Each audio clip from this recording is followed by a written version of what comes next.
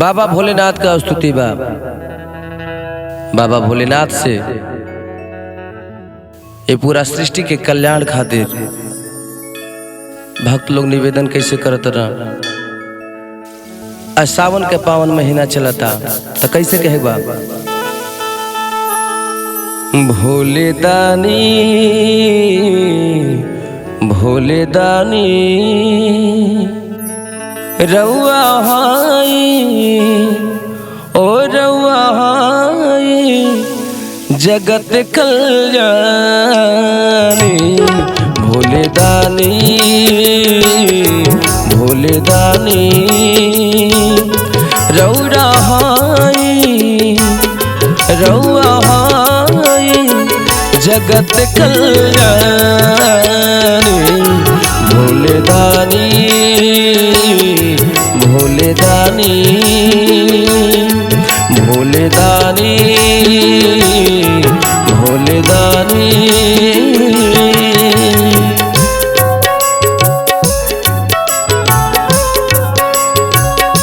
बारविंदर भैया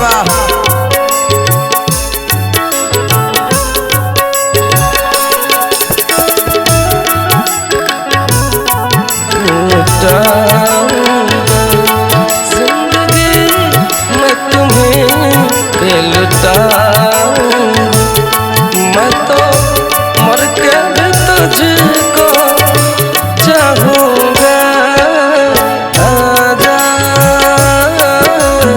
आजा।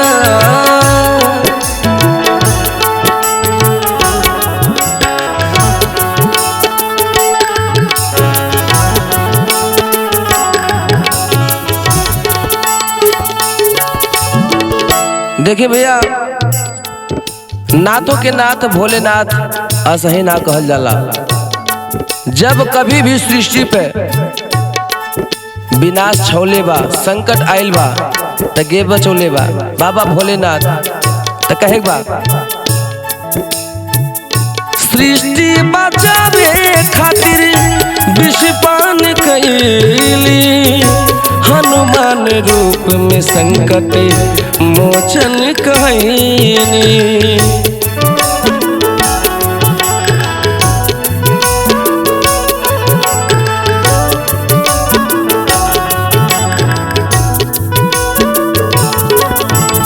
ओ सृष्टि बचावे खातिर विष पान कहनी, हनुमान रूप में संकट मोचन कहनी मोचन कहनी। औढ़र दानी औढ़र दानी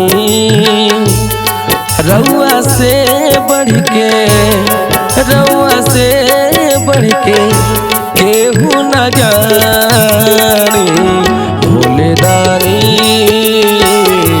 भोले दानी भोले दानी भोले दानी हो।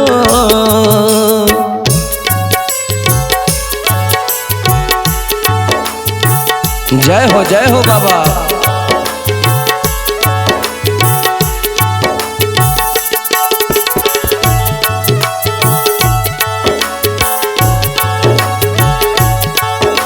वाह भैया वाह।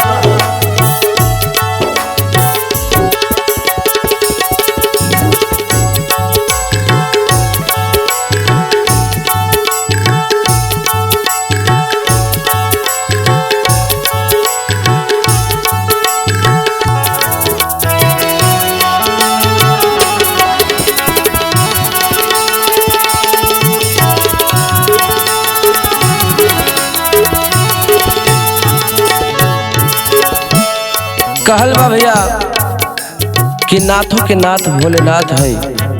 बाबा भोलेनाथ के रहते केहू भी जग में अनाथ ना बा। हो नाथों के नाथ बाबा हाई भोलेनाथ जी, रउआ के रहते जग में केहू ना अनाथ जी।